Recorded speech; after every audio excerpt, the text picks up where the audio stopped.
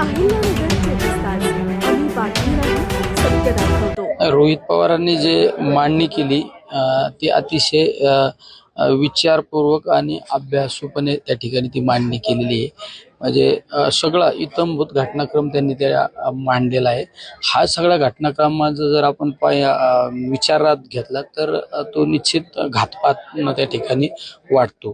कारण ती मांडणी अतिशय व्यवस्थितपणे केलेली आहे. साहजिक आहे, एखादा माणूस स्पष्ट वक्ता असल्यानंतर बऱ्याच वेळा त्याला समाजातील काही दुर्जनांकडून त्रास होत असतो. त्यामुळे अशा वेळेस अशा नेतृत्वाला संरक्षण दिलं पाहिजे.